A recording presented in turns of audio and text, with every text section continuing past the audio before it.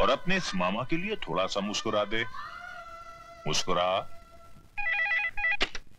Hello, Rai Bahadur here. जीजा जी, आपने बिल्कुल सही वक्त पर मुझे यहां भेज दिया।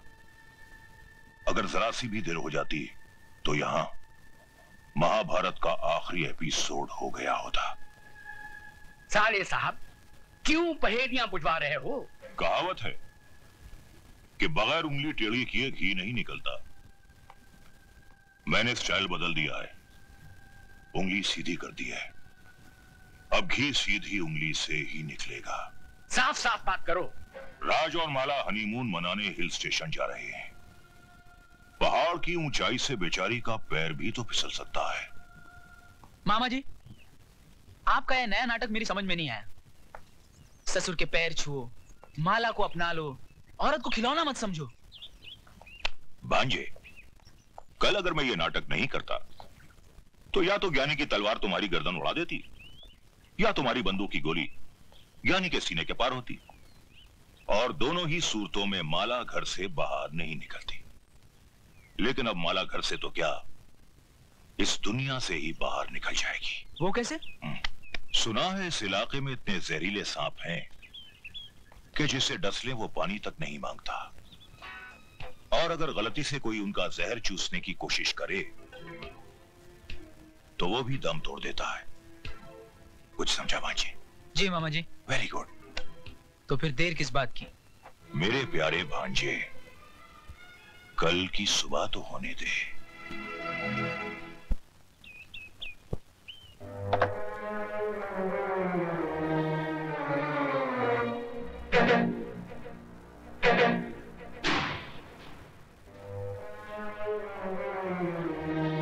Very good.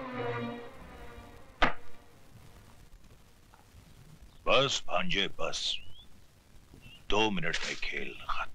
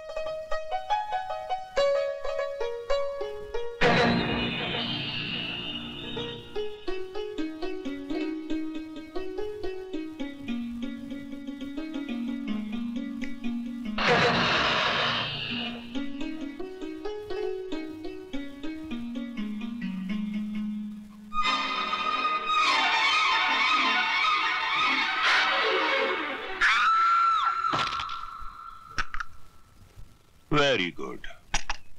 भांजे, माला की आखिरी चीख तुम्हारी आजादी का ऐलान है। जाओ भांजे जाओ, अपनी कानूनी बीवी के आखिरी दर्शन कर लो।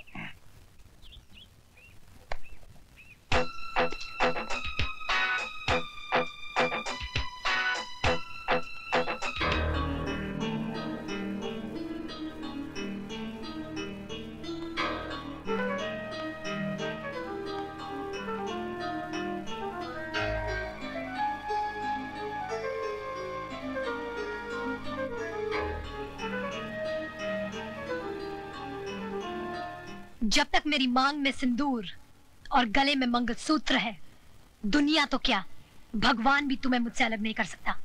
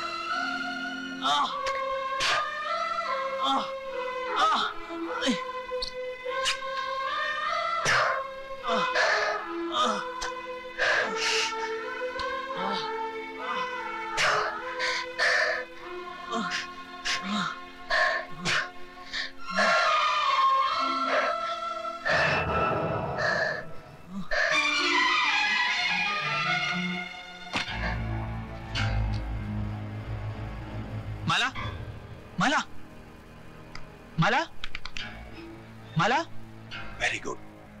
माला, माला। भांजे क्या बेवकूफी कर रहा है, मर जाने दे से।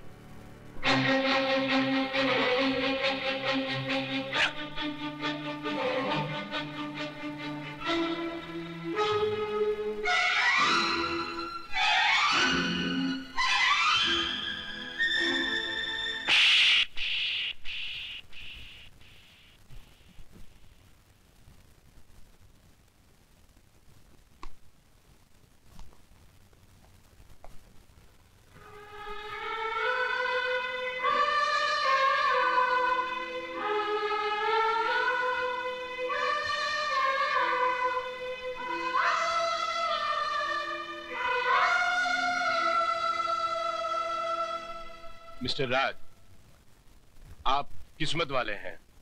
इतने जहरीले सांप का जहर चूसने के बाद भी आपकी पत्नी बच गई। मैंने इंजेक्शन दे दिया है, किसी तरह रात गुजर जाए। थैंक यू डॉक्टर साहब।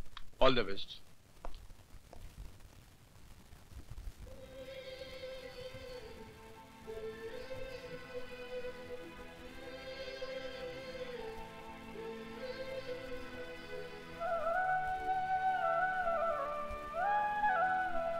तुमने एक बार अपनी पत्नी की मांग में सिंदूर भर दिया तो तुम्हारे जीते जी ये सिंदूर कभी नहीं मिटेगा। जीते जी इस घर से कभी नहीं जाऊंगी। जाऊंगी तो मरने के बाद, वो भी तुम्हारे कंधे पर सवार होकर।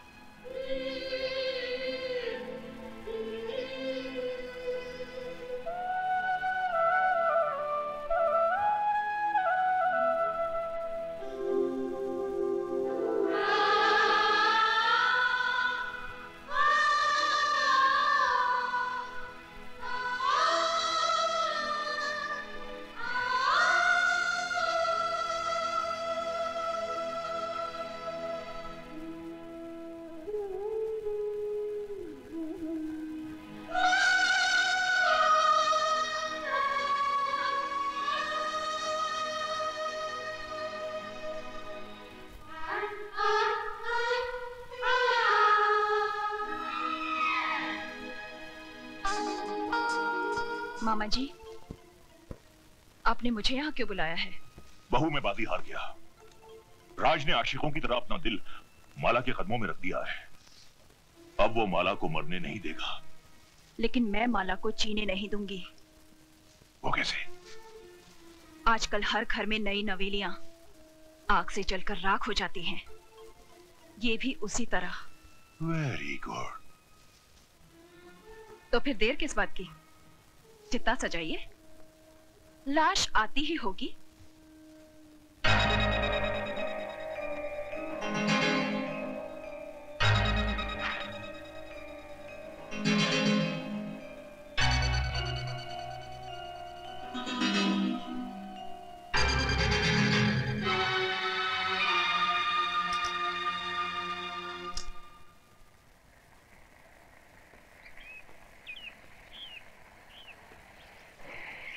वो लोग आ गए।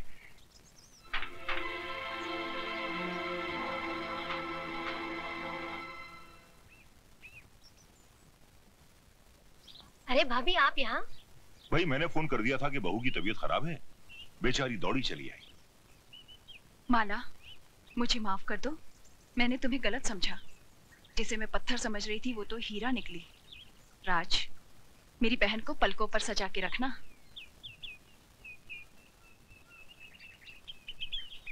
आप लोग बैठिए, मैं चाय बना कर लाती हूँ।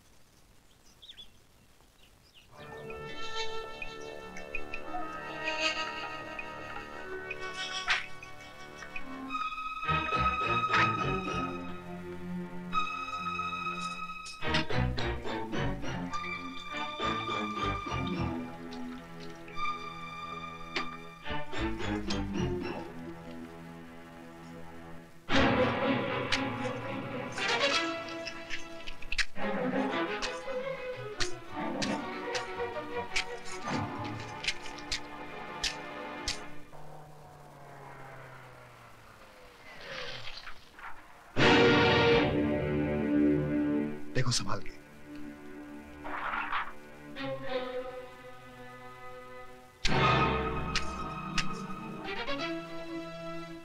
अरे दीदी, तुम यहाँ कैसे? राज, सुना है तुम्हें सांप ने काटा था। हाँ, तुम्हारी भाभी ने तुम्हारे इस भाई की जान बचा ली, वरना अभी तक राम नाम सत्य हो गया होता। चुप। लेकिन सांप घर में आया कैसे? वकील साहब, सांप आपके कानून को नहीं मानता, वो अपनी मर्जी से कहीं भी आ जा सकता है। राज, भाभी कहाँ है? चाय बना रही। मैं मिलकर आती हूँ। अरे सुधा दीदी, आप कब आई? बस अभी अभी। लेकिन तुम अंदर क्या कर रही थी? देखो ना, क्या बकवास माचिस है, एक भी तीली नहीं जल रही।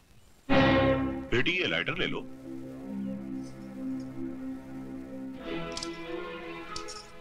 माला, दे दो ये लाइटर मुझे, ये तुमसे नहीं जलेगा।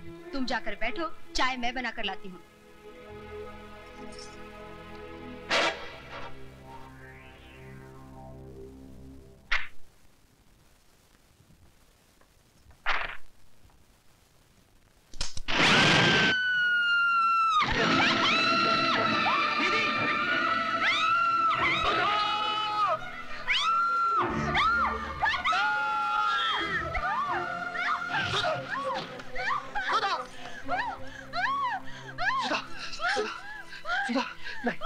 सुधा दीदी, नहीं नहीं नहीं नहीं नहीं।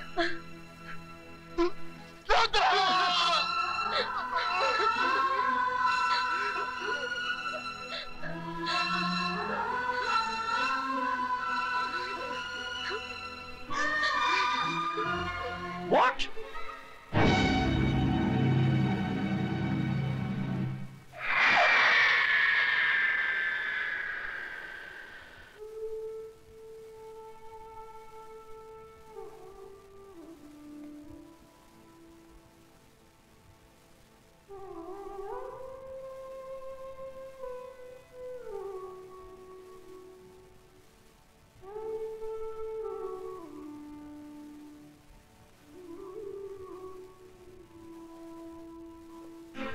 हमारी तो पूरी कोशिश थी कि इस तस्वीर की जगह माला की तस्वीर हो, पर वो हरामजादी न जाने कौन सा अमृत पीकर आई है कि मरने का नाम ही नहीं लेती।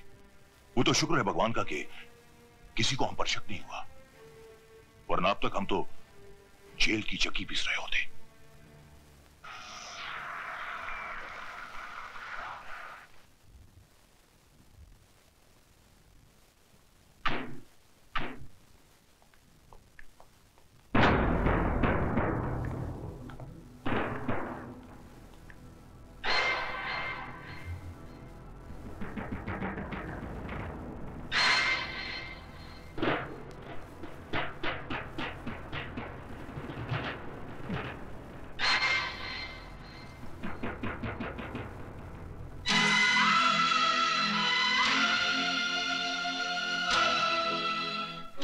क्यों गए बरखुरदार? अपनी महबूबा का दामन थामे हुए आगे बढ़िए।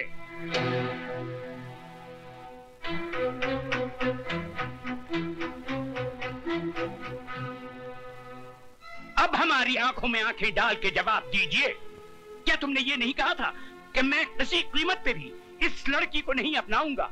हाई कोर्ट में मुकदमा लड़ूंगा, सुप्रीम कोर्ट तक जाऊंगा। कहा था। और ये भी तो कहा था कि मैं 7 साल की सजा काटने को तैयार हूँ, मगर इस लड़की से हरगिज शादी नहीं करूंगा। ये भी कहा था। तो फिर आज क्या हो गया? कौन सा तूफान उमड़ पड़ा कि जिस लड़की को हमारा खानदान अपने पैरों की धूल समझता है, उसी को तुमने अपने सर पर बिठा दिया। जिस लड़की ने हमें शहर भर में बेइज्जत किया, उसे तुम अपने दिल में बसा बैठे। जिस लड़की का रुतबा हमारे घर में एक नौकरानी से भी ऊंचा नहीं होना चाहिए था, उसे तुमने हमारे बराबर लाकर खड़ा कर दिया। क्यों राज, क्यों? वो मेरी भूल थी जिसके लिए मैं शर्मिंदा हूँ। जिस भूल पे तुझे आज शर्म आ रही है, वो भूल भी तूने ही की थी। गलत। उस भूल के जिम्मेदार भी आप हैं। बचपन में जब मैंने माली की पीठ पर कोड़े बरसाए थे, तो आपने क्या कहा था? हम अमीर हैं, ये हमारा पैदाइशी हक है कि हम जुल्म करें। वो गरीब है, जुल्म सहना उसका मुकद्दर है। गरीब और अमीर की खाई मेरे दिलो दिमाग में किसने खोदी? आपने। पैसों की तलवार मेरे हाथों में किसने थमाई? आपने। इंसान को इंसान न समझने की तालीम किसने दी? आपने। वाह भांजे वाह, वेरी गुड, वेरी गुड। तुम्हारी बातें सुनकर मुझे अफसोस नहीं हुआ बल्कि खुशी हुई कि तुमने बोलना तो सीखा। अल्फाज जरूर तुम्हारे हैं, लेकिन जबान इस नागिन की है। मामा जी, तुम्हारी रगों में कल तक मेरी बहन का दूध और मेरे जीजा जी का खून दौड़ता था, लेकिन इसने तो अपना पूरा जहर भर दिया तुम्हारे जिस्म में। जिस देवर ने कभी अपनी भाभी से ऊंची आवाज में बात नहीं की थी, वही आज अपने बाप से बदतमीजी कर बैठा। सारे फसाद की जड़ ये है, ये जिस दिन से इस मनहूस ने इस घर में कदम रखा है, कौशल्या जैसी नौकरानी हमारी चौखट पर थूक कर चली गई और मेरी प्यारी भांजी सुधा भगवान को प्यारी हो गई। अरे जन्म जली, क्या तू पूरे खानदान को निकल कर ही जाएगी? उठाकर फेंक दो इसे घर से बाहर। खबरदार जो किसी ने भी। क्या करेगा तू? मैं भूल जाऊंगा कि आप मेरे बाप हैं और मैं आपका बेटा। तो क्या मुझ पे हाथ उठाएगा तू? उठा, उठा, बदतमीज, उठा, उठा ना, उठा। सबसे पहले मैं इस फसाद की जड़ को बाहर निकालता हूँ। ऐसी गलती मत कीजिए कि लोग आपको राय बहादुर कहना छोड़ दें।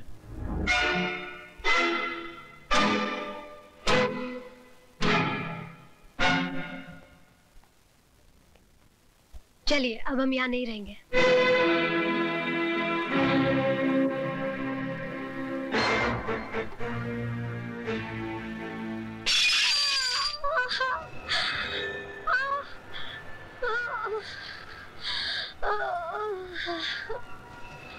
माला, माला।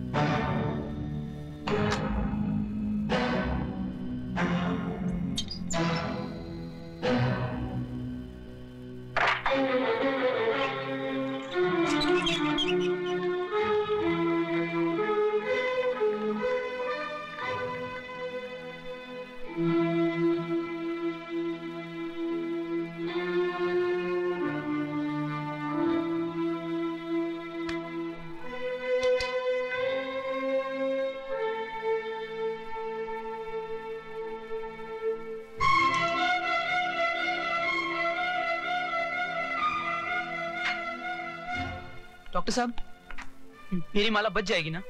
उसकी हालत बहुत नाजुक है, अभी कुछ कहा नहीं जा सकता, बट वी आर ट्राइंग।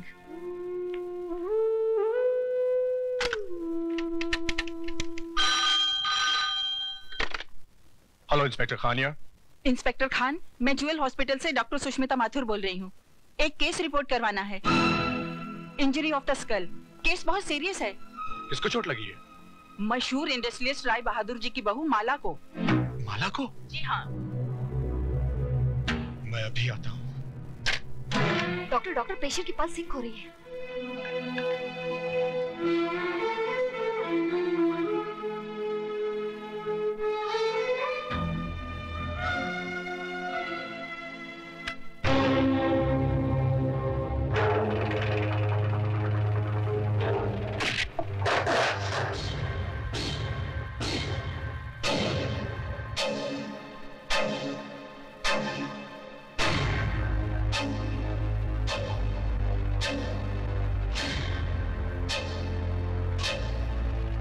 मेरी माला के हत्यारों, वो तो मर गई, अब तुम भी जिंदा नहीं रहोगे।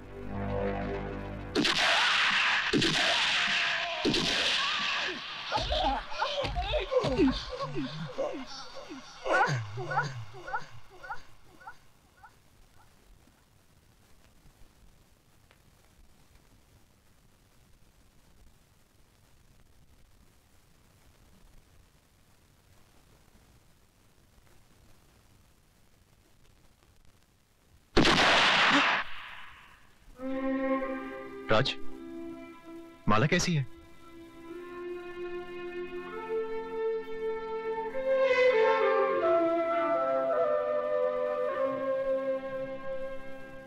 राय साहब, आप फौरन मामा जी और शारदा देवी को लेकर शहर से बाहर चले जाइए। मैं कोर्ट में साबित कर दूंगा कि वारदात के समय आप लोग शहर में थे ही नहीं। नहीं। हेलो, राय बहादुर के कानूनी दलाल, दे फोन मेरे बाप को। राज। मिस्टर राय बहादुर, अगर मेरी माला को कुछ हो गया तो समझ लेना तुम्हारा छोटा बेटा मर गया। साथ में बड़ा बेटा भी मर गया।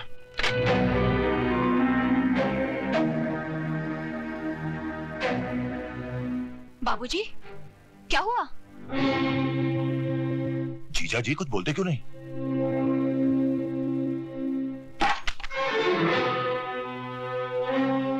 राय बहादुर साहब, कहां जा रहे हैं आप? हॉस्पिटल। लेकिन वहां जाने से केस उल्टा भी हो सकता है और हो सकता है आपको जेल भी हो जाए। अब तो फांसी भी लग जाए तो कोई फर्क नहीं पड़ेगा। ये दौलत, ये हवेली, ये सब कुछ मैंने किसके लिए बनाया था? अपनी छाती पर लाद कर ऊपर ले जाने के लिए नहीं, अपने बेटों के लिए, अपने जिगर के टुकड़ों के लिए। अगर वही नहीं रहे तो। जीजा जी, राज ने कहा क्या? सिर्फ राज ने ही नहीं, मेरे दोनों बेटों ने इस बरसों की मेहनत से बनाई हुई हवेली को एक ही ठोकर में रेत के घिरौने की तरह बिखेर दिया। मेरे अहंकार के मुंह पर थूक दिया। कहने लगे, जाओ राय बहादुर, हम तुम्हारी औलाद नहीं, खरीद सकते हो तो अपनी दौलत से 2 बेटे खरीद लो। वाह ऊपर वाले, तूने आज एक ही ठोकर में मेरी सारी दुनिया मिटा दी। जीजा जी, जीजा जी, ये बुढ़ा तो सटिया गया है, खुद तो मरेगा, साथ में हमें भी जेल की चक्की पिसवाएगा। वकील साहब, अब आप ही कुछ करिए ना। हम, मेरे हाथ में कुछ नहीं रहा, सब कुछ माला के बयान पे डिपेंड करता है। मतलब कि हमारी जान अब माला की मुट्ठी में कैद है? बिल्कुल।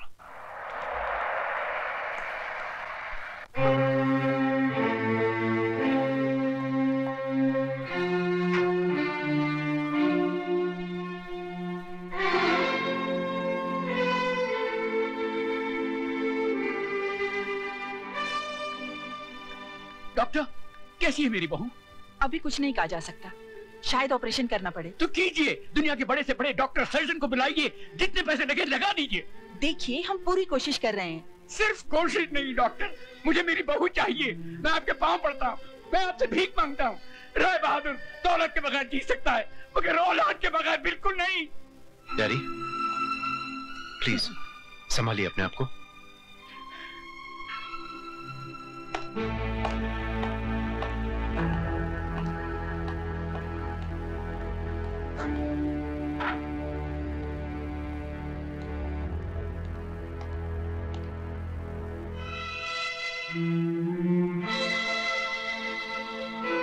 मुझे माला का बयान लेना है।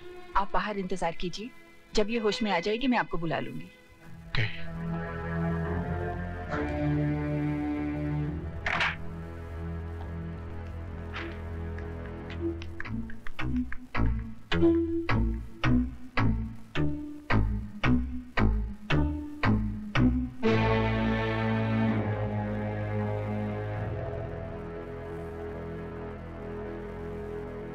इंस्पेक्टर साहब, मैं अपना बयान देना चाहता हूं। आज सुबह सुबह मेरा और माला का झगड़ा हुआ और गुस्से में आके मैंने उसके सर पर। इंस्पेक्टर साहब, गुनहगार ये नहीं, मैं हूं। ये आप लोग क्या? तुम चुप रहो जी, दोनों फांसी पर खुद ही चढ़ते हैं तो चढ़ जाने दीजिए। इनके मरते ही करोड़ों की दौलत हमारी हो जाएगी।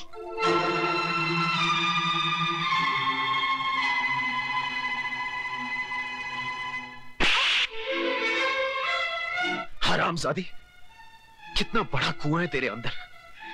जितनी भी दौलत डाल दी जाए कभी भरता ही नहीं। रमेश, आप बीच में मत बोलिए डैडी। यही है वो जड़ जिसने इस खानदान की हर शाख को जहरीला बना दिया है। अरे तू औरत नहीं, डायन है, डायन। मेरे डैडी का घमंड टूटकर बिखर चुका है, लेकिन तेरी भूख अभी तक नहीं मिटी। तुझ जैसी औरत को धक्के मारकर घर से बाहर निकाल देना चाहिए। कॉन्ग्रेचुलेशंस, माला की जान को अब कोई खतरा नहीं, आप लोग उससे मिल सकते हैं। बिल्कुल नहीं।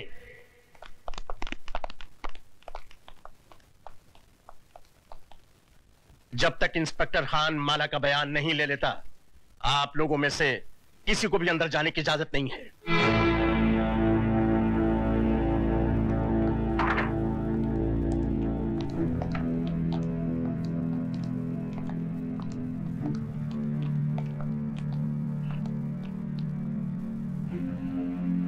करतार सिंह, मैं तुम्हारा कसूरवार हूं, जो सजा चाहो दे दो।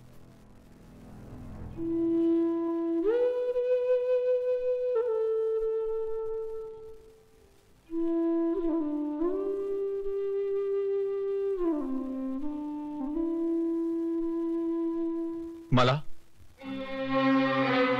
तुम्हारे सर पर ये चोट कैसे लगी? जी, मैं ये जानना चाहता हूं कि तुम्हें किसने मारा।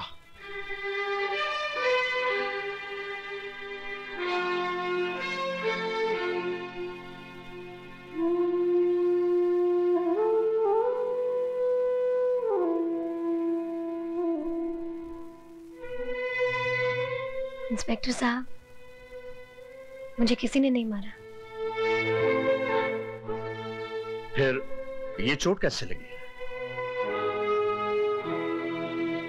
सीढ़ियों से उतर रही थी, पाँव फिसल गया।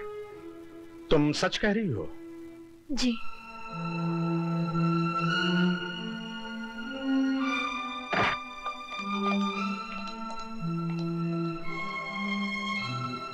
माला का कहना है कि पांव फिसल जाने से उसे चोट लगी है, इसलिए अब कानून को किसी पर कोई शुबा नहीं। आप लोग अंदर जा सकते हैं।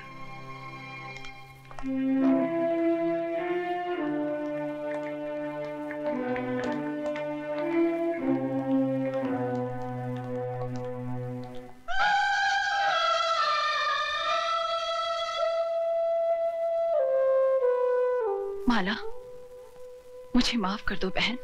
ऐसा मत कहो। एक औरत से उसका सुहाग छीनने की जो मैंने गुस्ताखी की है, वो तो माफी के काबिल भी नहीं है। गलती इंसान ही करता है, भगवान नहीं। शाबाश बेटी, तुमने हम सबको माफ करके ये साबित कर दिया कि इंसान पैसों से नहीं, परवरिश से बड़ा होता है। और देखा पुत्र, ऊपर वाले के घर में देर है, अंधेर नहीं। दारजी, मेरी शादी हो गई, घर मिल गया, घर का सुख मिल गया, बस एक ही शिकायत है। लेकिन क्या पुत्र? मेरी बारात नहीं आई। ओए राय बहादुर, क्या बोलता है? अब राजा की आएगी बारात।